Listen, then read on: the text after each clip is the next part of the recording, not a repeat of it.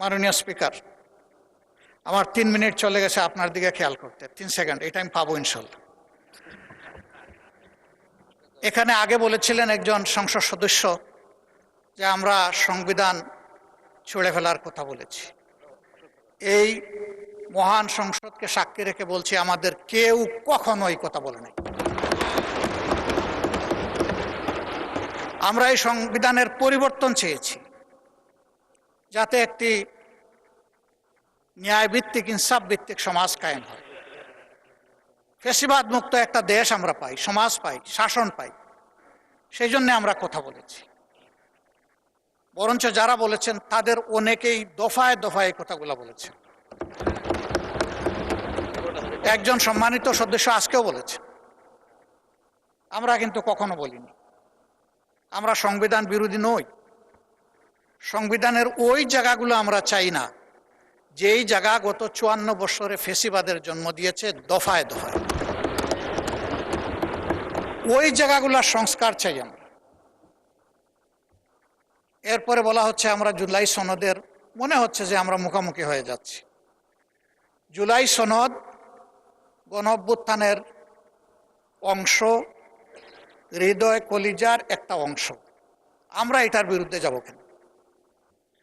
আমাদের বক্তব্য, আখতার হোসেন চমৎকারভাবে বলেছেন, আমাদের বক্তব্য হচ্ছে যে আমরা অর্ডার মানি, আমরা অভ্যুত্থানের বাস্তবতা মানি, আমরা গণভোট মানি, আমরা গণভোটের মাধ্যমে যে সংস্কার পরিষদ হওয়ার কথা তা মানি, আমরা প্রয়োজন ক্ষেত্রে সংবিধানের সংশোধন মানি, আমরা জুলাই সনদ সুন্দরভাবে বাস্তবায়নের বিষয়টা মানি।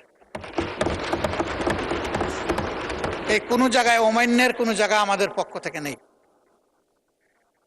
এখন যদি আমরা সবাই সব কিছু মানি, তাহলে যে মানার ভিত্তিতে আমরা 12 ফেব্রুয়ারির দুটো নির্বাচন করলাম, এর আগে তো আমরা কেউ বলি নাই যে আমরা সংসদ নির্বাচন মানি না অথবা আমরা গণভোট মানি না। এখানে যারা আজকে আমরা আছি এই সংসদের ভিতরে, মহান সংসদে, তারা সকলেই গণভোট এবং গণভোটের হার পক্ষে কথা বলেছি। এখন আজকে আমি পয়েন্ট অফ অর্ডারে দাঁড়িয়ে জানতে চেয়েছিলাম যে সমস্ত অধ্যাদেশ এখানে আমাদের বৈধতা দেওয়ার জন্য, আইনগত রূপ দেওয়ার জন্য এসেছে, এই আলোচনা সেইটা কিনা। প্রথমে মাননীয়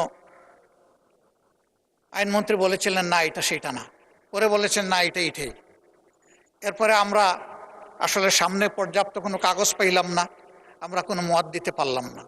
এখন যে ব্যাপারে আমরা কোনো কাগজপত্র পাইলাম না, মত দিতে পারলাম না, এই সিদ্ধান্তগুলোর হাসর কি হবে আমি বুঝতে পারছি না। আমরা তো পার্টিসিপেটই করতে পারলাম না। মাননীয় স্পিকার, জুলাই অভ্যুত্থান, 90-এর গণ অভ্যুত্থান, 71-এর মহান মুক্তিযুদ্ধ, 52-র ভাষা আন্দোলন, 47-এর পাকিস্তান আন্দোলন, এই সবগুলো একটা আটটার সম্পূরক। এই পর্যায়ে আমরা এসেছি, কোনোটাকে অমান্য করে আসতে পারবো না। আমরা শুধু 2009 থেকে 2024-এর 5 আগস্ট পর্যন্ত আমরা নির্যাতিত বা মজলুম ছিলাম না,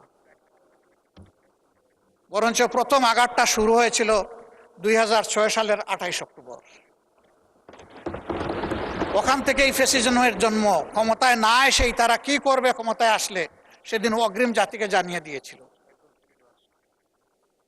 সারা দেশে 2 দিনে 54 জন মানুষ, শুধু জামাতে ইসলামী না, বিএনপিরও সেই সময় নির্মমভাবে তাদেরকে খুন করা হয়েছে। পল্টন মোড়ে 6 জনকে সাপের মতো পিটিয়ে হত্যাই শুধু করা হয় নাই, তাদের লাশের উপর উঠে নর্তন কুর্দন করা হয়েছে। গোটা বিশ্ববাসী স্তম্ভিত হয়েছিল, হতবাক হয়েছিল সেদিনকার দৃশ্য দেখে। এরই ধারাবাহিকতায় এই সংসদে আমি আগেও বলেছি যে এখানে আমরা সবাই মজলুম, বিভিন্নভাবে মজলুম। মজলুমের বাইরে এখানে কোনো সংসদ সদস্য আছেন আমি বিশ্বাস করি না।